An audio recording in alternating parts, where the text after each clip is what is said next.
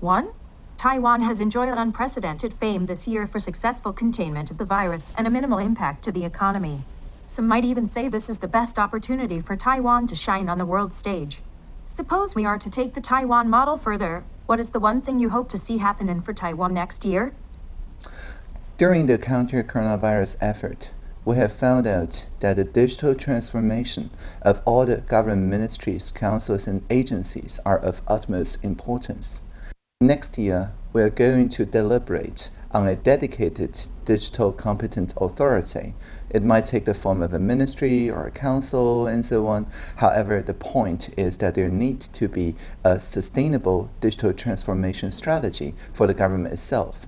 It must encompass not only the innovation side of things, but also the inclusion, specifically for privacy protection. That needs also its own dedicated independent institution. So we also need to adjust our Data Protection Act to make sure that personal data has a dedicated independent institution to safeguard the use of personal data. 2. You are known to be the key person behind the mask registration system. You connected the engineers who created the mask map with the pharmacies that were distributing the masks. The Wired said that you hacked the pandemic. How did you convince the government agencies to work with civic hackers? Well, I am a civic hacker myself.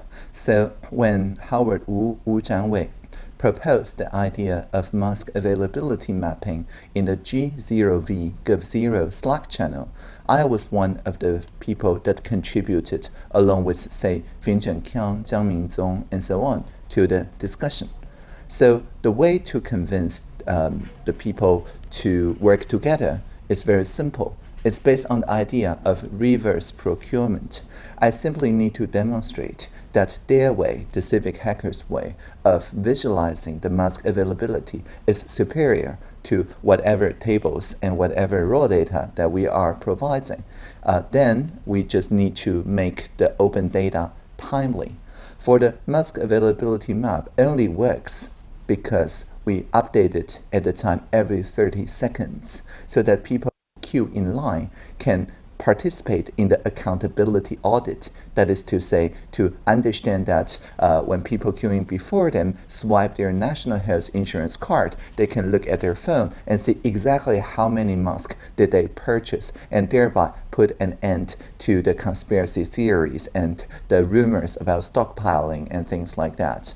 And so the timely update really is the only thing that differentiates the Taiwanese model of open data when it comes to the mask availability. We call it the open API, and other jurisdictions models.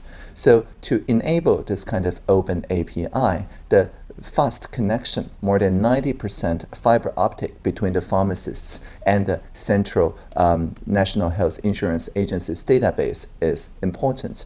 Also important is the National Development Council's open data portal that already allows the open API form of delivery. And finally, we also need to make the schema, that is to say, the data format, available not only to the civic hackers, but also to the pharmacists who can also participate in a feedback loop to, for example, suggest there need to be one separate field for the mask collection, because some of them invented take number system so that they hand out those take numbers plates on the beginning of the day, but you collect your national health card and a mask around the evening. And so instead of one time slot, there needs to be 2 time slots. And also the frontline pharmacists also wished for a function for them to press a key and disappear from the map once those take number plates run out.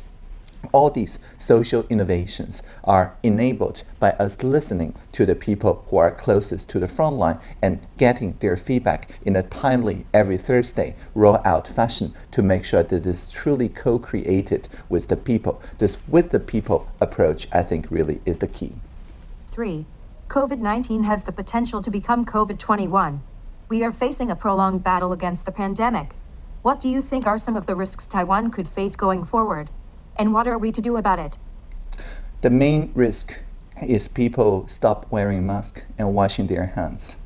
And what we're going to do about it is to remind everyone that it's in your best interest, because you wear a mask to protect your own face against your own unwashed hands.